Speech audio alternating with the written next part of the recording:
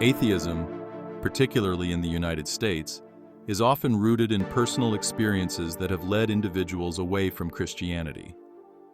Many atheists were once believers, raised in religious environments where they encountered hypocrisy, misinformation, or even abuse. Their departure from Christianity is frequently linked to negative experiences within the church, such as being misled about history, science, or the nature of religious doctrine.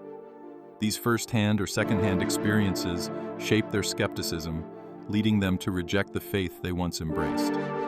A common critique made by atheists against religious belief is that personal experience is an unreliable foundation for faith.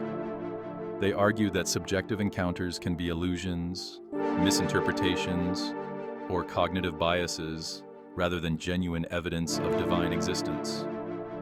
The human mind, with all its limitations, is prone to errors in judgment, memory distortions, and cultural influences. Therefore, they claim that experiences of religious visions, spiritual awakenings, or divine interventions cannot be trusted as proof of God or Jesus. This argument is not without merit. Psychological studies show that human perception is fallible, and people often interpret ambiguous stimuli in ways that conform to their expectations or cultural background. For instance, someone who sees an unexplained light in the sky may attribute it to an alien, an angel, or a divine sign, depending on their worldview. Given these cognitive biases, it is understandable why atheists reject personal experiences as legitimate evidence for religious belief.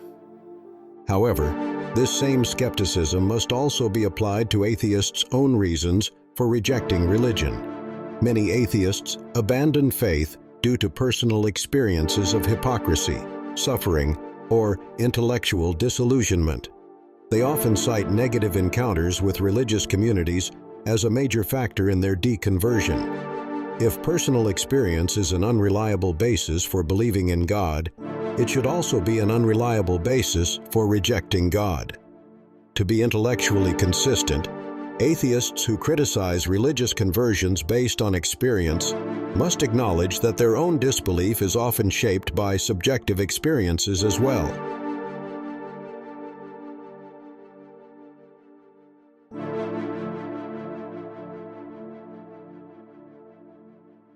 Additionally, just as some Christians lose faith due to negative experiences, some atheists convert to Christianity due to positive personal encounters. Many who turn to religion later in life do so because of what they perceive as divine intervention, answered prayers, or an overwhelming sense of spiritual presence. If personal experience is dismissed as a reason to believe in God, it should also be dismissed as a reason to disbelieve. The same human fallibility that can lead one into religion can also lead one away from it. To engage in fair and rational discourse, both believers and non-believers must acknowledge that human perception is inherently limited.